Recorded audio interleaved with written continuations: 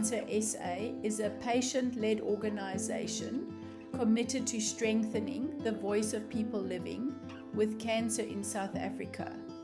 Through advocacy, community engagement, and the development of the country's first patient-led cancer registry, the organization works to ensure that patient experiences, data, and lived realities contribute to better understanding, research, and support for those affected by cancer. As part of this work, Living with Cancer SA produces a range of conversations that explore the realities of cancer beyond the clinic. What Cancer Reveals is the organization's third podcast series and introduces a new perspective on how cancer is understood and discussed. This series steps outside the familiar stories of diagnosis, treatment, and survival. Instead, it explores what cancer exposes about systems, power, data, identity, and the invisible work that patients, families, and caregivers are often forced to carry in order to survive and to be heard. Each episode invites guests to reflect on what cancer revealed in their own journeys and in the systems around them. These conversations move beyond inspiration and awareness to examine the deeper truths cancer uncovers about healthcare, society, and what it really means to live after illness. What Cancer Reveals is an invitation to listen differently, to question what we think we know about cancer, and to recognize the knowledge that emerges from lived experience. What Cancer Reveals is a podcast series that steps outside the familiar stories of diagnosis, treatment, and survival. Each episode explores what cancer exposes about systems, power, data, identity, and the invisible work patients, their families, and caregivers are forced to do to survive and be heard. This series moves beyond inspiration and awareness to examine the truths cancer uncovers about healthcare, society, and what it really means to live after illness. Good morning and welcome to the Living with Cancer podcast series. We are still busy with What Cancer Reveals, episode 8, and today we've got Barrie van den Berg, who's going to share a little bit about his story, which is focused around from being a patient to purpose. And we're very blessed to have Barrie van den Berg, who is also a director at Living with Cancer. Welcome, Barrie. Thank you. Thank you very much, Belinda. So, Barrie, maybe we could. Thank you. Barrie, maybe what we could do is just start off with a little bit about you telling us about your journey, and you can maybe talk about your journey when being exposed to cancer from the very beginning up until now. Yeah, I'd like to start way back because I think it just gives context to the way I feel now. I was fortunate enough to have a career in the pharmaceutical world where you get thrown into the situation where you have to deal with professionals, and my portfolio was cancer products. I had to look at products overseas and decide which of them we could bring here, introduce them to hospitals, and as a result of that, I got involved with the oncologists around the country, Cape Town, Durban, Joburg, even as far as Windhoek. And what was interesting for me is that cancer was in that stage where you weren't just dealt with by a specific doctor. You were dealt with as a team, your hematologist, your endocrinologist, oncologists, etc., radiologists, radiotherapists, etc. So it was a really interesting time. And the reason I bring that up is because when you look at it from a pharmaceutical point of view, you're dealing with a disease, you're not dealing with a person. And I think one thing that it taught me when I started attending a lot of the sessions with patients is the importance of not seeing the disease as much as you see the journey that the patient is going through. And something triggered in me at the time, and I focused more on trying to get the products from overseas. I mean, at the time we were being boycotted, was trying to get the products from Switzerland and Europe into South Africa so that we could actually test them. Not to test them as much as to make sure that we had people in South Africa that could actually be part of an international protocol, not because of the protocol, because they had the opportunity to get treatment. So that's where my sort of mind shift came from, just looking at it as a disease and then identifying it as something that a person carries for them for a long time. And then I left the pharmaceutical industry, but cancer never left me, if I can put it that way. It was always part of my heart, and obviously many years later I met you at church, and we decided, you asked me if I'd like to be part of the group, and thanks to you, we today have Living with Cancer.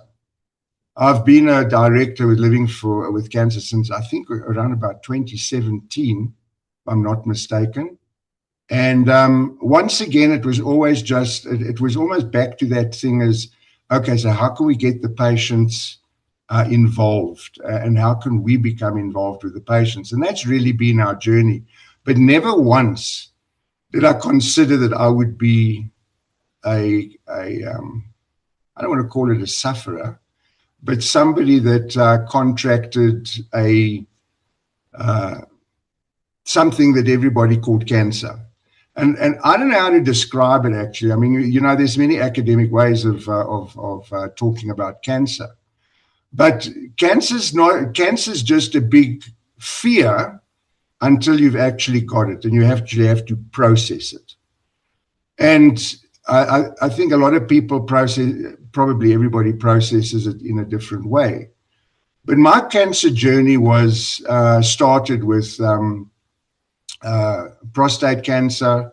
I was given a number of options, and that's when you suddenly realize that whilst you think you've got control of the decisions aren't really up to you. And I had to make a decision. Was I going to go for a prostatectomy, or was I going to have those, I can't remember the name now, those crystals that they put into your prostate? Sorry, I'm getting old. I forget names. And the decision was actually taken away from me once we got the scans and everything, and I was told I have to get rid of the prostate. And it's the best way because you've got two massive lesions on your prostate, and it's best to come out. Right, there'll be no problems after that. And that was it. October 2004, no problem, out it comes. The massive levels of PSA that I had dropped down 3 months later to negligible amounts, and I thought it was all over. So if that's cancer, that's easy, you know. It's gone. But you don't realize the mental trauma that it has, not only on you, but for me, and I'm talking about my journey now. For me, it was more about the impact that it had on my family than it had on me. I mean, I've had a good innings. I've had a long life. If this is what my lot is, I'm happy to have got to where I am. I'm just worried about and what was interesting for me was the way my grandchildren reacted to this.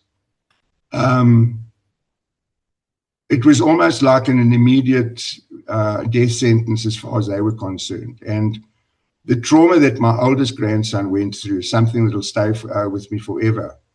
And it's you know, when you start talking, whether it's to your children or to your grandchildren, the one thing they tend to say, you know, I think that they're saying to themselves is, oh, he's just talking nonsense, he's just playing it down.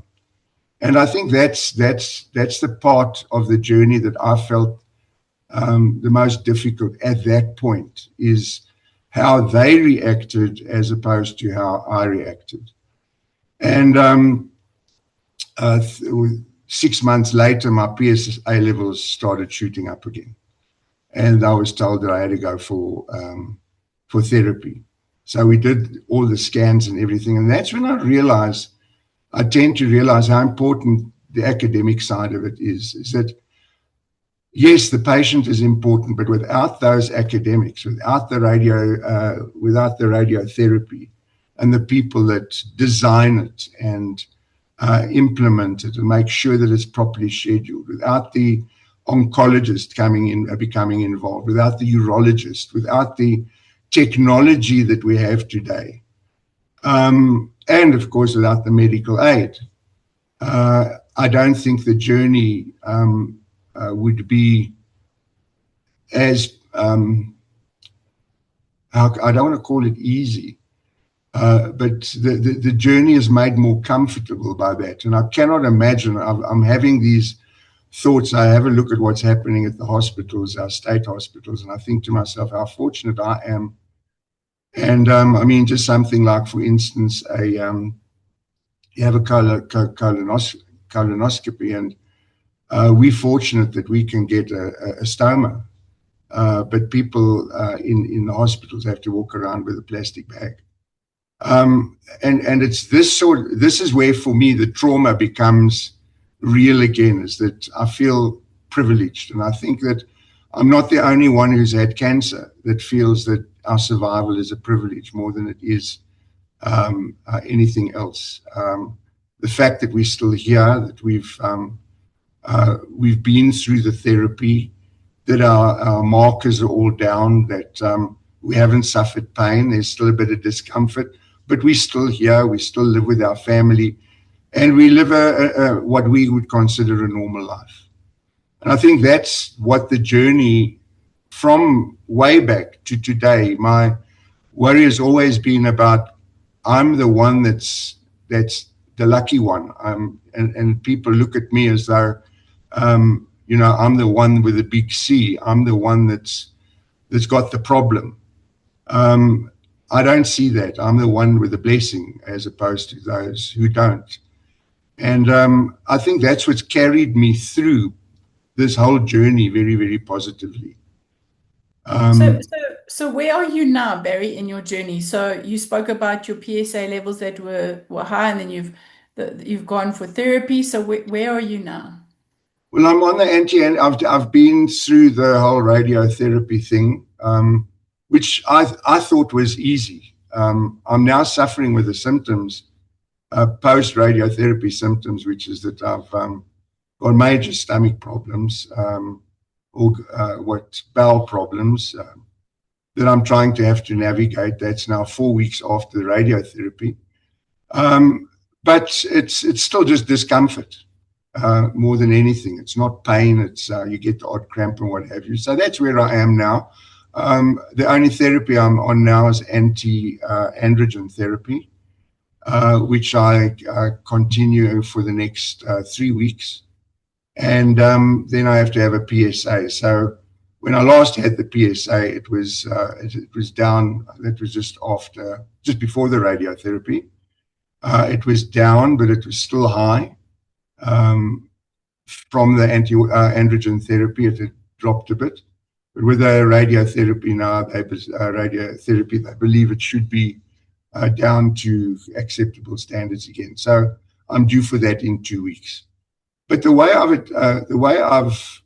I've looked at this is that at the moment they've cut the cancer out. What I have is a couple of residual little naughty buggers that are running around, and it's a matter of just burning those little soldiers out.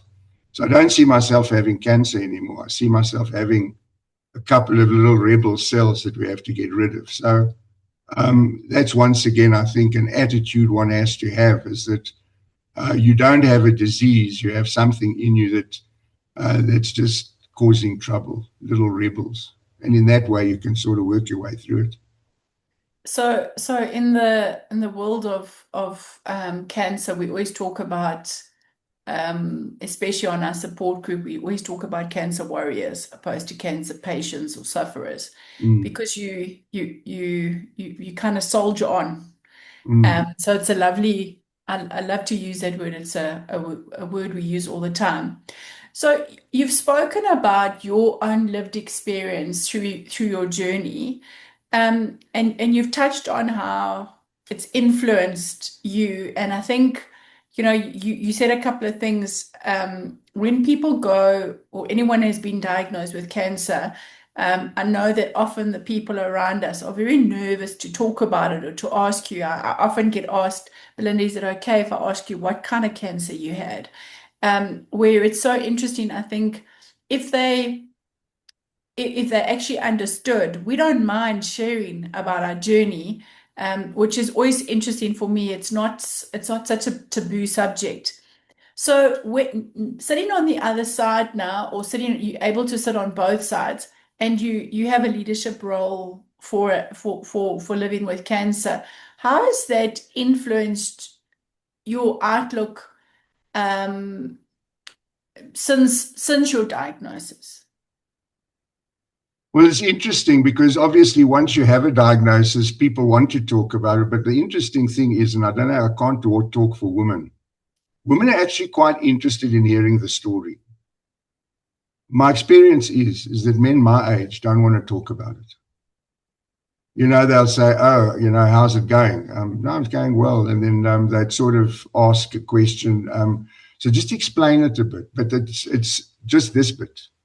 They don't want to give you the detail because there's a fear. And I think my role as somebody who's having gone through it, I mean, the statistics are there. It's almost 50% of males in their life can expect to have some form of prostatic problems. And the biggest of that is obviously not just the enlarged prostate, but the threat of cancer, I think, is very, very high amongst men today, prostatic cancer. And for me, it's important that people understand. I mean, I was horrified at how little they tell you as you go through the journey. It's almost like they leave you to find out for yourself. But there's very practical things that people should be teaching you if you get it. And I think as somebody in living with cancer, I'm appalled at the lack of interest, and I use that word with caution, the lack of interest that men show in understanding the detail of what one goes through with prostatic cancer. And I think there's this horrible fear that, if I talk about it, I'm going to catch it, or I don't really want to know, or rather let it just happen. And then I'll deal with it. Men don't want to talk about it. But I think there's very, very practical issues that, I mean, a friend of mine recently was diagnosed with exactly the same as I had. And he's been through the journey, but I've been in a position to actually guide him and say, okay, they don't tell you this, they don't tell you that. Yes, you're on nappies for a while, but if you don't listen and you do the things that you're not supposed to do for that 6 weeks, you're going to have major problems. And it's those practical issues, the simple things that people need to know about going through the journey. And it's not the sort, men are men. They don't like to talk about sort of private things with their wives or with their spouses, or for that matter, with their friends. So you just sort of, as you say, you just soldier through it.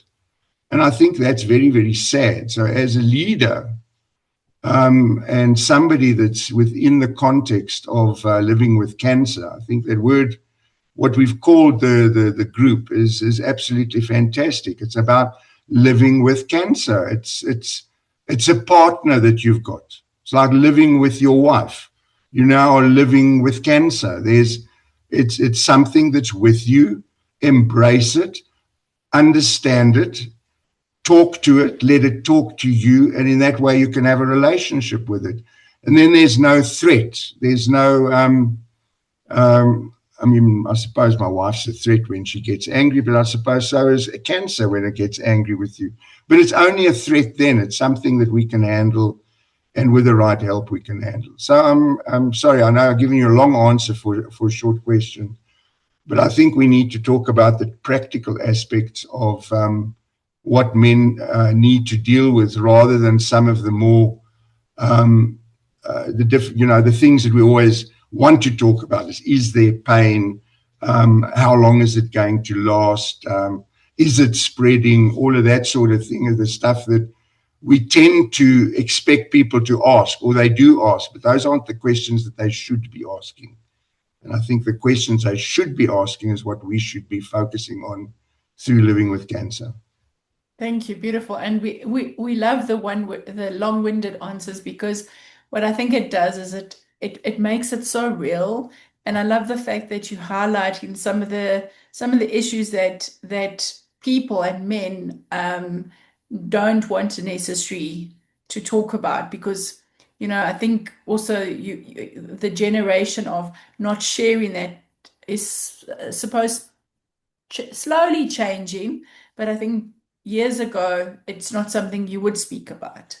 You would not talk about your feelings. So the other question that I have, you as a patient advocate, as a leader living with cancer, you've always been such a wonderful support and guide to me. So thank you for that. But what do you think, looking at South Africa, what do you think the biggest gaps are that are still very real for cancer patients in South Africa? Well, there's things, I think let's just separate into two things. There's things that we can do and that we can influence, and then there's things that we can't influence. And then there's some in the middle. I think that the biggest issue that we have here is the way that the resources are being managed in our hospitals. I think that that's a big issue. And it doesn't just come down to hospitalization, comes down to the care of people with cancer. I think the biggest thing that possibly people don't know is that with or don't realize, they might know it, but they tend to forget, is that the cancer that we see at the hospitals is far worse than the cancer that we see in the suburbs, where people have in suburbs where people have the facility of medical aid, proper medical care, etc. You can diagnose early, you can treat it early, etc. For most of our population in the country, by the time they realize that they're very ill, they are very, very deeply into serious cancer with debilitating effects. And I think it's that gap, and that's why, I mean, this hasn't just happened now. I mean, we had that gap in 86, between 84 and 86, when I was involved with SASMO and oncology. And that's why we try to bring the new drugs from overseas here, so that at least the patients in hospitals had the opportunity to be on a protocol and get something.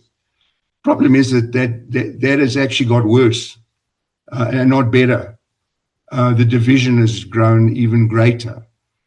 So, I mean, that's from a sort of a mega look at things, from a helicopter view of things.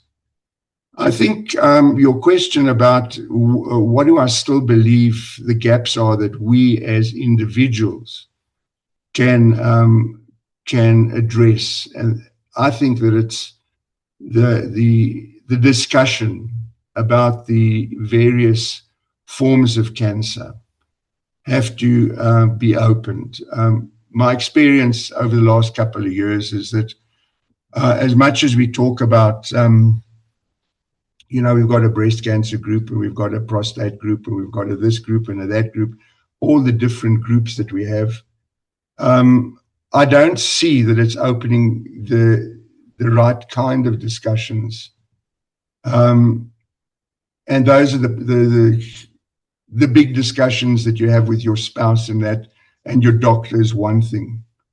But I do believe that there's a place for instance, like you're doing now with a podcast, where we can talk to men openly about, and even name something as constipation in prostate cancer.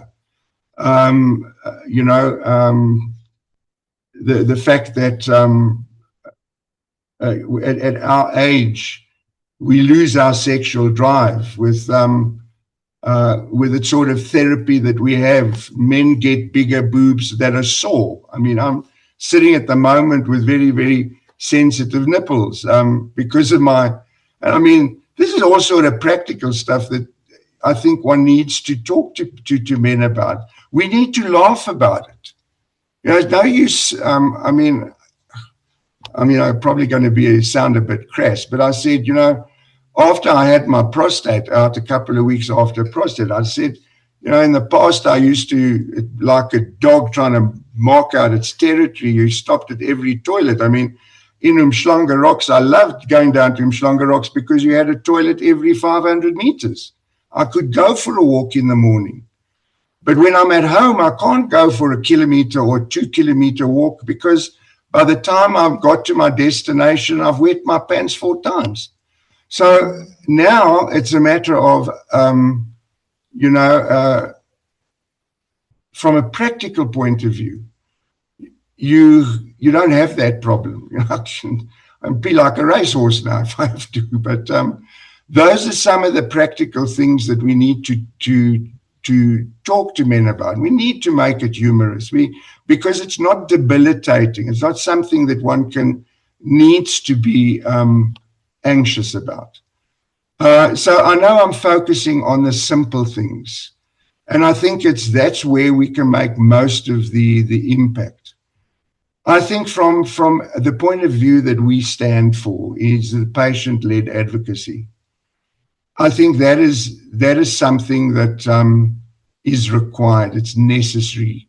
The competency and the efficiency of people that we have running our databases in government and trying to collect meaningful data, unless it's done through a private organization or an NGO, we're going to sit with the sort of data that we've had up to probably 3 or 4 years ago. I mean, what Living with Cancer is doing with this patient-led advocacy is critical to those people who are generally left out of the most modern medicine, the most modern alternative methods, the most modern forms of communication about the diseases that or the journey, let's not call it a disease, the journey they're going through, because cancer doesn't come on its own. It comes with a whole string of other things that affect you. It's your psychological situation. It's your well-being, your ability to do things, and very often your ability to do things is more up here than it is in your body. But it's also, if you can switch that around, you can do a lot more with your body that doesn't want to do something if you've got the right mindset. So if I had to bring it down to 3 points, number one is I think we need to take the seriousness of talking about. I think cancer will always be serious, but we need to talk. We need to change the mood in which, or the tone in which we talk about cancer.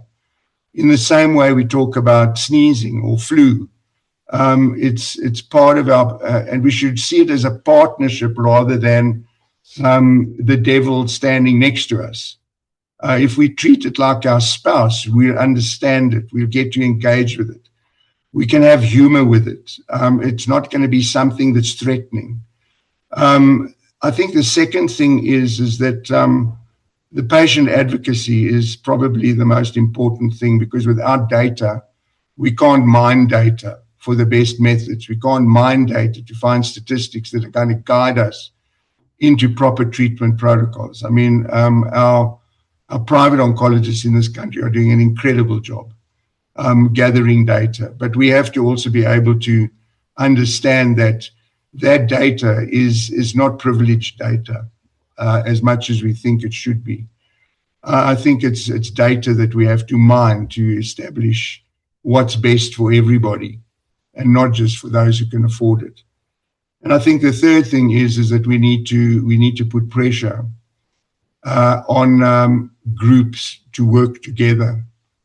I think that very often, and I've seen it very often because I work with so many NGOs, NGOs are started for the people in the NGO, not for the people that actually have to benefit from it. And I think that where we have to turn this around is that NGOs need to work together in the same way as we are trying to work together with CHOC and with the registry, the NCR, et cetera, et cetera. So those are the 3 points I think that we can have an impact on. So Barrie, a day or two ago I participated in a research project in the cancer space, and we were speaking about how when HIV/AIDS kind of hit, or became topical, and what we did around the HIV/AIDS space, if we could do what we did for HIV/AIDS from a cancer perspective, to normalize it to some degree, to make it part of your life. And I think you speak with the way you said, almost see it as your spouse, embrace it, partner with it. You're going to have disagreements. It's going to get ugly. But I love that analogy because I think that's the biggest issue is we've got to normalize. And I mean, I think you're so right. You spoke about the after effects of treatment. I mean, I think that's probably the biggest issue is the post-cancer, impact. So working on issues like that as part of the advocacy. So yeah, I think you said some really interesting facts, and it made me just think of my research conversation I had in terms of how we just bring it back down to earth, and how if you now to have an HIV test is just so normal. Why can't we do that with cancer? Yeah. So good. So I'd like to ask you maybe just what are you most proud of when it comes to living with cancer and what we've achieved as a group? It's interesting because you've used the word we there, and I have to give you where credit is due. We've just been in support of you. I mean, living with cancer would not be where it is today without the effort that you've put in. And I think we spoke about it the other day at our meeting, is that this is driven by passion. So I am most proud of the passion that the people in the group have got for having moved this from where it was, from an idea to becoming an integrated part of the National Cancer Registry, to be identified by them as a key player in helping them to motivate and to make the registry something that is important. Yes, it's in the Act, but there's so many things in the Act that nobody does anything about. But what we've done is we've sort of highlighted it. I know cancer's done a lot. And I think so other than the passion, I think it's the way that we've rallied around to try and integrate people that have a true passion for what they're doing. We've not kept the NGO to ourselves. We've not kept our ideas to ourselves. What we've done is we've shared as much as we can, to the extent that, in fact, what we're doing is not just for people, but for organizations out there. And I think that's when you really know that you've been successful, is when other organizations want to be part of your project. And that at the end of the day, the reason they're doing that is because they're also passionate about the patients. So that for me is probably what I'm most proud of. And I don't think we can take much of the credit for the success that there is in it, because we all have a passion for serving others. And I think that's really what I'm proud of, is that since 2017, that's been what's driven you, and that's what's driven us to support you. Thank you for the kind words, but as I always say, it's a team effort, so can't be done without you.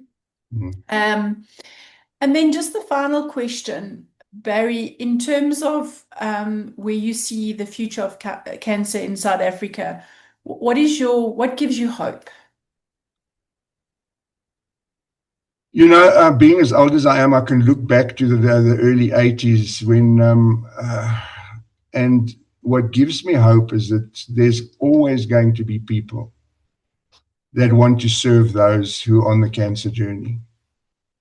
And you and I spoke about it the other day, is yes, what is the future of living with cancer? And the future of cancer care in South Africa is actually quite dependent on whether the vision that we have for living with cancer lives on. And there's two things. What gives me hope is the fact that there are people out there with a passion to continue what we are doing when we're not there. And that that passion has been there for the 50 odd years that I've been involved in this. But I think what also gives me hope for the future of cancer, and this might sound, I don't mean it to be negative or anything, is the efforts that people make who have cancer to share their story with others. You know, I don't think many people with HIV are proud to be able to talk about their journey with their disease. I think that's something that they keep very close to their hearts. I think cancer people have a very different attitude to cancer. And whilst very often it's the family that are the ones who are very, very cautious about talking about the disease, I do believe from my experience that people on the cancer journey and people who have been through the journey are willing to talk. And as long as we talk, there'll be hope. And I think there's a guy called Cooper Ryder, an academic, who wrote about the language of hope. If I listen carefully, there's more language of hope amongst cancer sufferers or those warriors. There's more hope spoken by them than the people around them. And I think that's, for me, what gives me hope in the future. And it can be as simple as, and I'm going to end off with a bit of a naughty joke, but one of the things that happens when you go for radiotherapy and you've had a prostatectomy and what have you, and especially with the massive weight loss that I had, is when you're laying on that table and you're having radiotherapy, the last thing that you want to know is that you've got bubbles in your tummy, because that means that you have to get off the table and sit for half an hour until there's no bubbles in your tummy. And a friend of mine in London had exactly the same experience that I've had. And he says, oh, well, I had the same. And I said to him, what? He says, no, I had this massive problem with gas. And he said, you know what, I had a laugh about it because a nurse called me gaseous clay. And that made it all the difference, was the fact that there was somebody making a joke about something that was just such a big practical problem when you go for radiotherapy. And I think that's as a person who's been through the journey with me, he can laugh about it. The people are talking positively about a silly thing like that. And that, to me, is where the hope lies, is that we talk a positive language. And it's the positive language is a language of hope. And as long as we talk in a positive frame, we're going to get through it. if it's just today that we're going to get through, we've got through today. If it's only the next hour while we're having chemo, we're going to get through it. And yeah, it's not lekker to go through that. But you know what? When we're on the other side, we look back and we can help others with our positive language rather than the negative stuff. I don't know if that's a point to end off on, but there we go. Beautiful. Love it. And thank you. Again, normalizing cancer. I love it. Yeah. So Barry, just to wrap up, just any final words, maybe to someone that's just been diagnosed or something that you want to, I know that your friends and family will listen to this podcast. Any message that you'd like to give to your friends and family, because I know they've been an immense support to you. So just want to end off with that. Yeah, I think it's like they say, you can't bring a child up, you need a village. You can't deal with cancer on your own. We're not made to live alone. And as much as sometimes those around you are suffering, it's that interplay between your discomfort and their trauma, your trauma and their discomfort. It's that interplay that gets you through it. And I would say that if I were to leave anything as a message to somebody who's diagnosed now, is understand that you're not an island, that everybody who loves you wants to talk to you in their own way. Don't make them talk the way you want to hear them speak. Just let them talk the way they want to talk. If they want to pray for you, let them pray for you. If they want to take you to church to be with them so they can pray over you, do that. That's their way of dealing it. You deal with your way the way you want to deal with your way. But you need that support. And for that reason, let those around you deal with your infirmary, if I can put it that way, in the way that they want to. And in that way, all of you grow together through the journey. You walk with one another. You're all on the same bus, maybe in different seats, but you're all taking the journey together.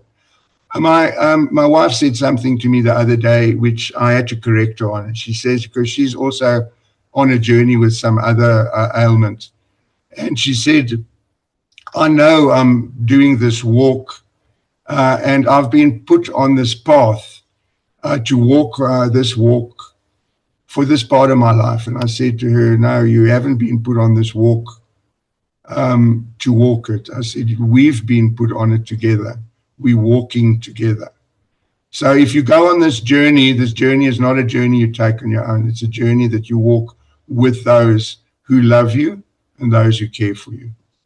There you go. Beautiful. Thank you so much, Barry. Pleasure. Have a beautiful rest of your day, and thank you so much for being part of this podcast and the support and the love and the guidance that you give living with cancer. All the best, and thanks to you too, and for everybody out there. Take cancer as a relationship. Morning and welcome to the Living with Cancer podcast series.